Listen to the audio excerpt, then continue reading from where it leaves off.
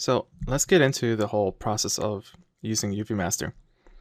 Well, first of all, I'm going to go ahead and just go into the Tool Subtool menu. I'm going to make sure I select my shirt or my pants, and then I'm going to go into solo mode right here, and we're given something like this.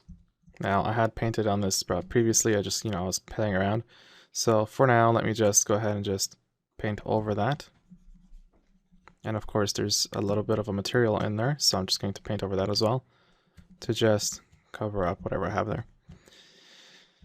Now, in order to UV this thing, what I really need to see is I need to see the wireframe on this object. At the same time, I don't want to have this highly subdivided mesh. What I want is I want to first of all close the subtool menu because I don't need it right now. I want to go into the geometry menu and lower the subdivision to as low as I can get it. And this is a lot better. Now, what I'm going to want to do is I'm going to want to split this object into two pieces, a front and a back. The reason why I want to do this is because, well, let's explore why. If I go ahead and just go into the Z plugin menu here, and I go into UV Master, and then I try to, for example, UV this as it is right now. So let me just go ahead and just UV unwrap. Now what I'm going to do is I'm going to try to flatten this object. Well, I have to, I guess, work on a clone of this object. So let me just do something else. I'm going to go into UV map and I'm going to try to morph this object. As you can see, right now, there's only one seam in this object and it's only in the back, and I have basically one long piece. This is going to get a little tricky when you're texturing. If I was going to apply whatever onto this, let me just, I don't know, should I apply a grid onto this? Well, let me try. I'm going to import a texture into here. And I'm just going to go down into UV grids, and I'm going to choose one of these grids that I made earlier. I think that's a PSD. Is it? Is it? Yeah. So let me just open up this texture here. And let me go ahead and load it onto the object. And actually, I think that's a 16-bit, which is why it didn't import properly. So let me just... I hope one of these is 8-bit. Okay, so that works out a little bit better. Now, as you can see, I have this pattern going across here, but it's bending in all sorts of ways, and I don't necessarily like that.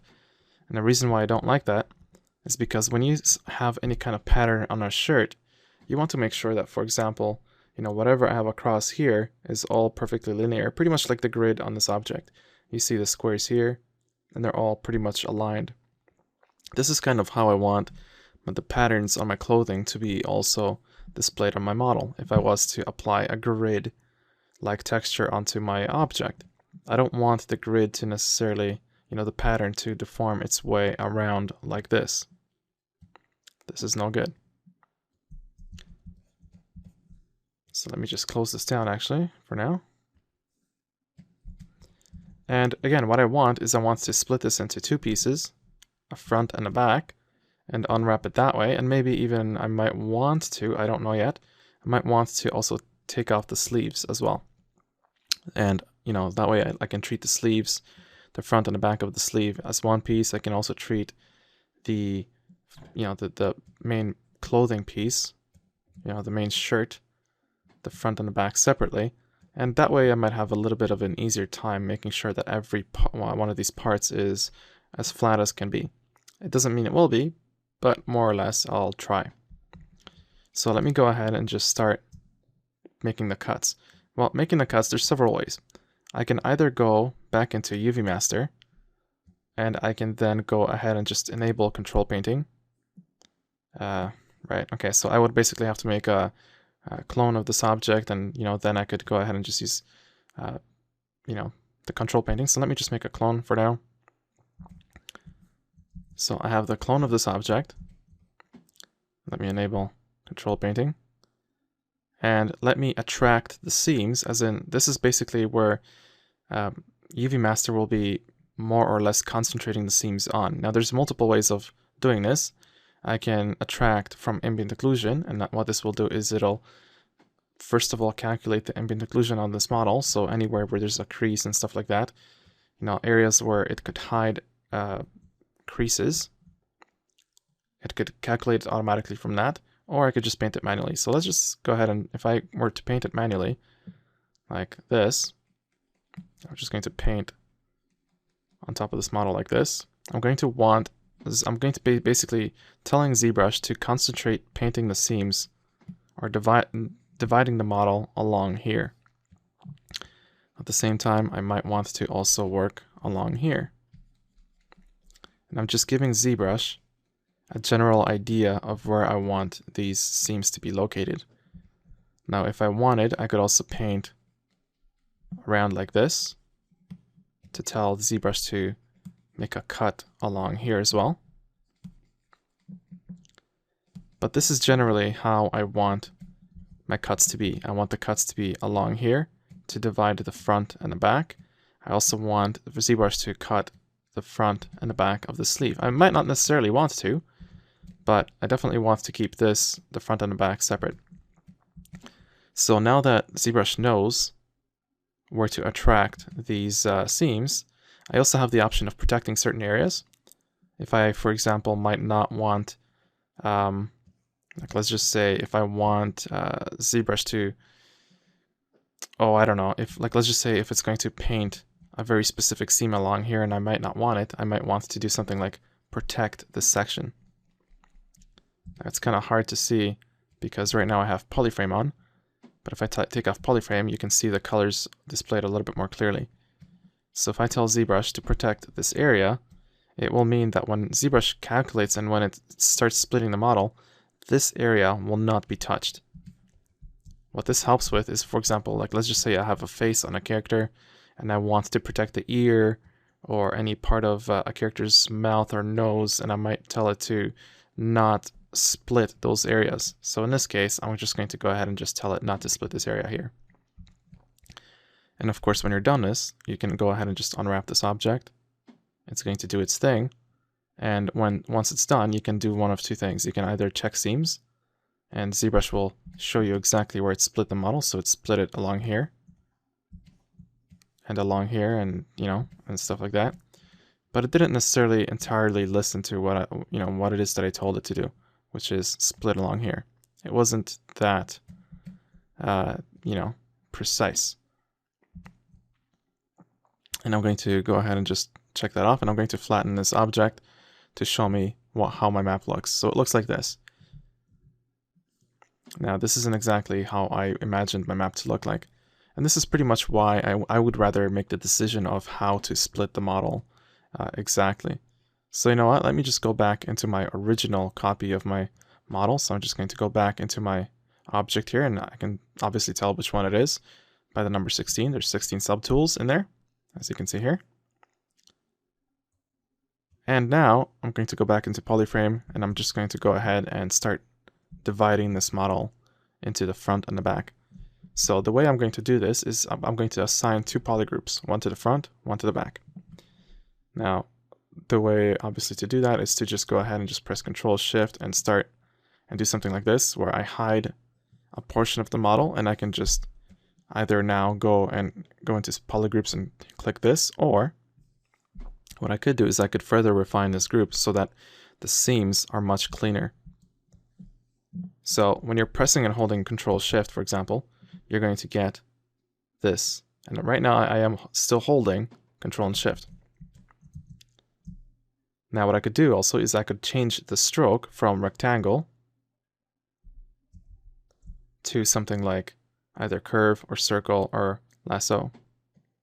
So I'm just going to change it to this. What this is going to enable me to do is, first of all, I'm going to turn off perspective, because I want to make sure that when I draw across my model, I draw basically across both sides as symmetrically as possible. So I'm going to press Control and Shift, and I'm going to draw my lasso like this, and I can much more predictably pick out certain sections on my model. And then once I'm done with this, I press Alt to basically subtract whatever it is that I selected. Now, I think I might have actually not picked out enough of this object here. Or maybe I did. I don't know. Let me just go ahead and just go into my subdivisions here, and let me go up a little bit. Because what I want to know is exactly where this seam is. And this seam travels along this polygon here, more or less. But the thing is, it's going to curve around here, so I'm not going to like that. So I'm just going to go ahead and just subtract these polygons here. Let me go back into my lowest subdivision, and I'm just going to go ahead and just cut these polygons out. And I'm still doing the same thing. I'm drawing my lasso by pressing Ctrl and Shift, and then left clicking and drawing, and then I press Alt to go into the negative, and then I subtract. Of course, to the bottom of this model, I'm going to have to do the exact same thing. So Ctrl Shift, go over a certain section, press Alt, and then let go. And when I let go, by the way, I let go of my left click. So as in, I lift my pen off the, off my model. Now I'm just going to do the same thing here. And remember that basically what's happening here is that whatever I touch on any of these polygons is what's going to be removed. So I'm not supposed to, for example, go over like this. I don't have to encapsulate these polygons here, because what's going to happen is whatever polygons are touched are going to be removed. So I have to make sure that I just barely touch these polygons here, like that. Then I press Alt, remove, and now my seam is perfectly clean all the way around, and it's perfectly clean on both sides of this model. Let me just go ahead and go into polygroups, and let me just auto group this. And now I'm going to press Ctrl Shift, and I'm just going to click outside of the model, and I'm going to get something like this. Now, is this what I want? Well, probably not, because I think what's going to happen here is that right now there's not enough of this model being used over here. What I want is I want this front portion to include a little bit more of this side section here. This might obviously include a little bit more of the sleeve, but I might want to go as far as maybe about, just this section here. So let me go ahead and just turn this like that, and I'm just going to subtract a piece out of here. So I'm just going to, I don't know, maybe do something like this. And then I'm just going to go ahead and just subtract all this.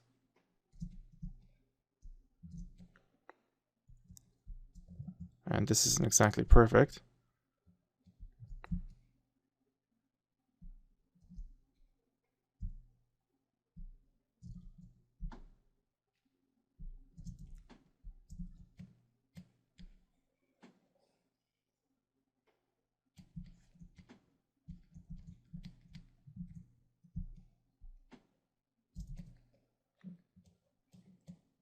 But something like this will definitely do. So now what I'm going to do is I'm going to group this into a new group. I'm going to go back here, and now I have 3 groups. Well, the nice thing is about this is that I can also do this to the top here. I can actually add a little bit more to the sleeve should I want to, but for the most part I think this is going to work. And now what I want to do is I want to go ahead and include this group with this group, and I want to merge these. Well, the way to do that is if I go ahead and just press and hold Ctrl Shift and click between these groups, so just on a seam, you'll notice that these 2 groups are being displayed and everything else hid away. Now if I go ahead and just press Auto Groups right again, all of this will be now merged.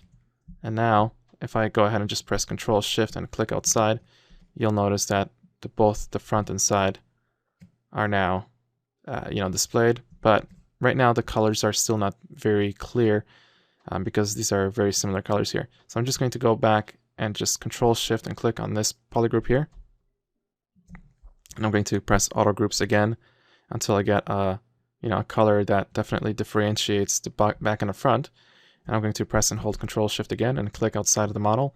And now you can see very clearly that I have very clean seams between the front and the back section of this model.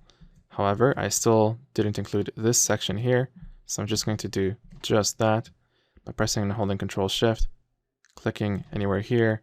Now I've included this over there. I'm just going to go ahead and just press Auto Groups again, Ctrl Shift, click outside, and now for both sides I have two identical parts. So that's it for this shirt. Now let's go ahead and just go back into my tool, subtool menu here. And I'm going to go ahead and just choose the pants. And how are we going to split this section up?